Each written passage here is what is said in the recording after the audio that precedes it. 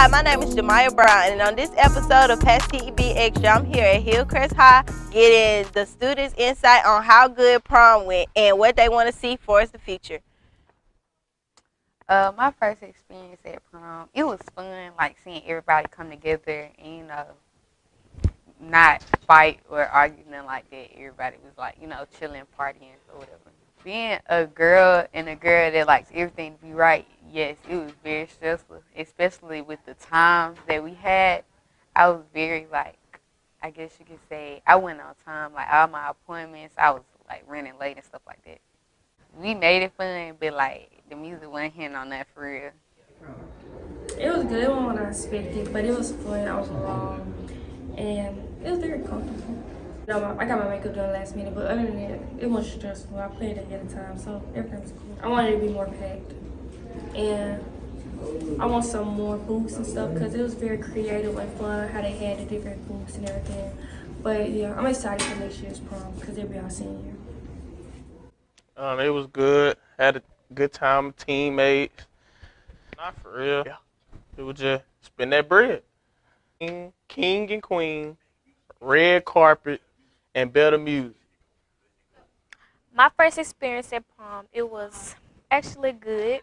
I had fun even though I didn't know nobody for real. All I did was walk around. I got on a little spin around thing that take the video of you. I had my hair appointment, makeup appointment, and nail appointment all in one day.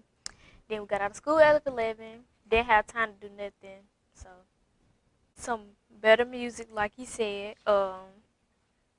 Mainly to see a lot of people that I know, so I won't be a loner again. My experience at prom was very, very entertaining and swell. It was fun. I had a good time. When it comes to stuff like that, I kind of just put it together, you know what I'm saying? It ain't really stressful like that. I wish I had better music, you know what I'm saying? We got to up it on the DJs, man. It's bad. It's getting bad. It's getting bad. It's getting bad. It was good. Everything was nice. People dressed nice. The cars was nice. But they picked a good area, and most everything was well. No, it wasn't stressful. It's just like picking your suit, getting sized up. It was like the most stressful thing. Prom king and queen.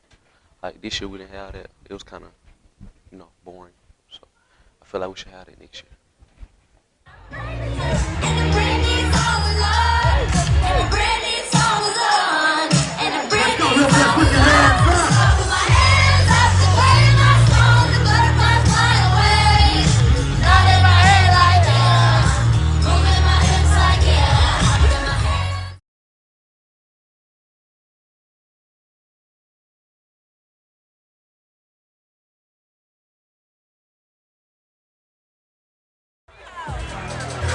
Don't play with that.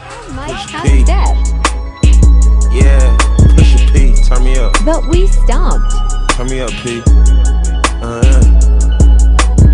Pointers in the paddock in my piece. I'm push a P. Cop new hammers for my P. We don't want no peace. Got a spot across the spot, just for peace. Drop the data, now we plotting exotic peas. She not a lesbian for peace, she turned lesbian. Push a P, I'm push a P. Wow, how exciting was that? The students giving us all the exclusive insight on what happened at prom and what they think prom should bring to them next year. My name is Jemiah Brown, and this is your Past TV Extra.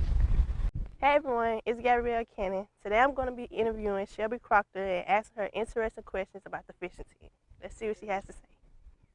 So, in order to be a good fisherman, you have to know just the basics, like how the water temp affects fish, what they're doing, what time of year, how even the moon and the barometric pressure affects fish. But once again, I think the most important thing is just that mental aspect, that you have to picture yourself catching fish. You have to picture yourself where those fish are positioned, where you're going to throw, and how you're going to catch them. Well, I've always wanted to be a professional fisherman, but that's always been a dream. But it's so expensive to start out. That's a lot of money that you just have to throw out there. And I don't think I'm good enough to be a professional fisherman, but it's always been a dream. It's always what you think about in the back of your head. That would be so cool to do one day. I've been fishing ever since I could walk and stand and hold a rod and reel in a boat. But like tournament fishing, I started when I was 7, and then in 8th grade I got on the Hillcrest High School fishing team, and that's when I started doing Alabama Bass Nation tournaments and like really competing. I've learned lots of things like how to predict what the fish are doing, just mainly off like water and temperature and stuff. But I think mostly what I've learned is that tournaments are half skill and half mental. If you're not in the right mindset, you're not going to catch fish.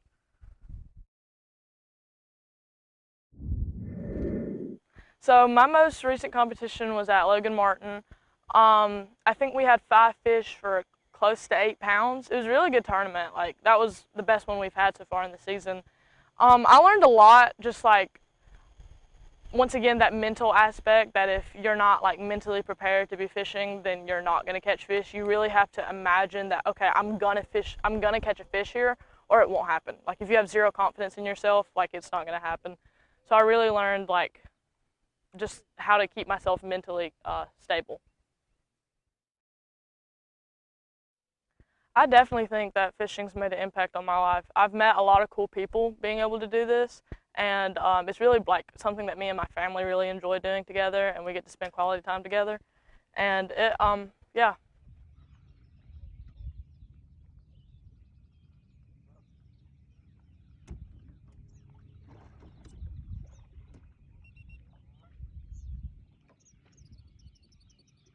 I'm Gabrielle Kennedy, and thanks for watching. Hi, my name is James Terrell with Past TV Extra, and today I talk to teachers and students on what they think about foreign language and whether it should be a requirement or not. Sí, creo que es importante para los estudiantes en la escuela aprender un idioma porque en el mundo más personas saben un idioma.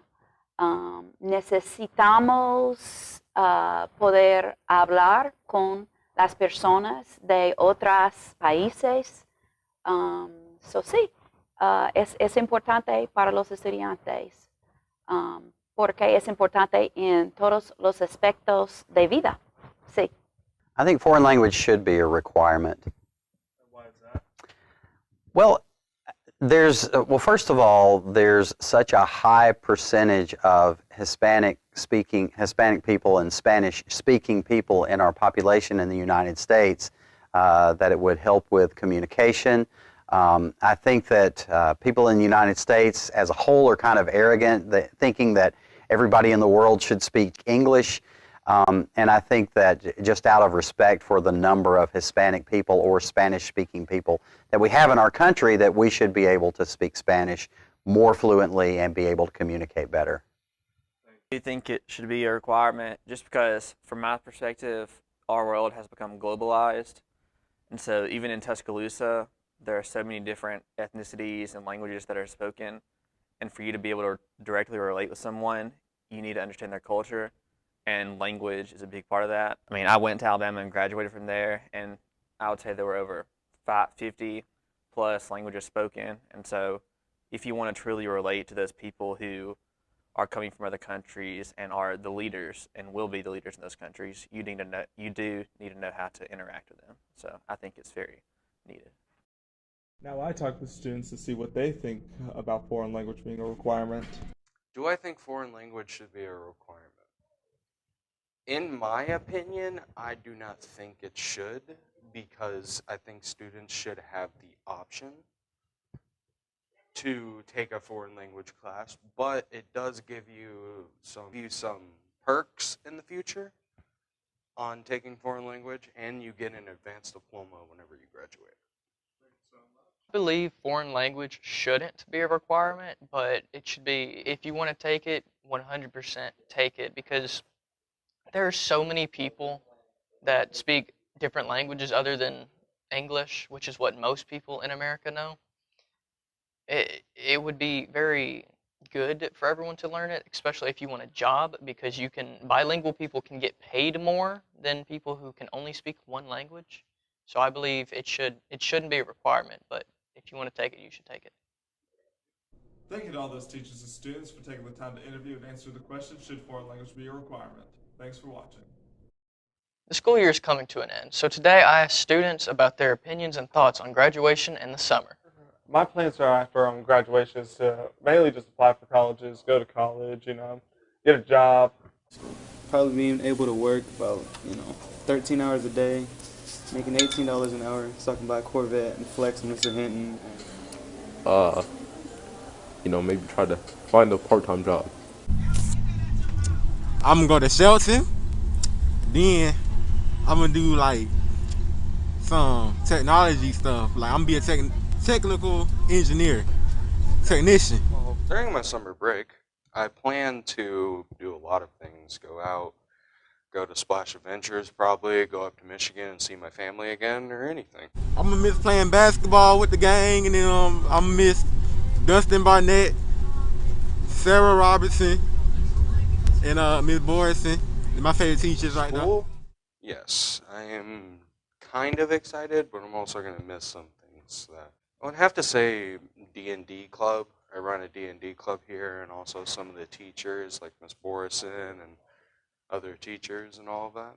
So, For juniors, I say you need to prepare for the ACT. That's like your most important thing of all time. For the upcoming juniors, don't freak out. It'll all be okay. There will be some stressful moments, and some grades might slip or anything, but if you start freaking out, you're going to flunk. We'll be graduating. We will be entering our final year of high school. I'm sure people will go to college if they can. I personally want to go to college myself. Many people are excited to be graduating this year and are eager to go enjoy their free time with their family. Thank you for watching. Today we're going to see how Hughes and their fans feel about Aaron Donald and the Rams winning the Super Bowl, and who they think will win the Super Bowl next year. Who you think will win the Super Bowl based off past season? Past season? Yeah. Chiefs? Chiefs? Why do you think Chiefs will win? Is it because of their tight end? And one of our number one wide receivers. How do you feel about them losing Tyreek? Think y'all still gonna be able to win? Yeah. Back of the end zone, it's Kelsey with the touchdown catch. So how do you feel about Aaron Donald and the Rams winning the Super Bowl? Really, I think it's good for Matthew Stafford and Odell to finally get to add to that legacy. But really, I was kind of mad because I put some money on the game and I lost. But besides that, I think they're a pretty good team. Did you think they deserve it? Yeah, I think they deserve it. It was a hard-fought game. I just wish I won my money. You feel me? Okay. So who you think gonna win next year based off last season, the trades? I think the Buffalo Bills can win this season. You know, how Josh Allen played last year with Stephon Diggs and them bringing in Von Miller and the draft coming up. Maybe they draft a running back. You never know. Okay. Was it exciting watching it? Was it exciting? Who exciting? The ending of the game. The ending of the game for the Bills? Yep. I think it was pretty exciting. You know, I don't know how they scored in 13 seconds, but it is what it is. Things happen, you know. Thank you, sir. From inside the one. Stafford looking for cut back shoulder. Got it. Touchdown. Donald right there. They'll go from the gun. P. Ryan in the backfield.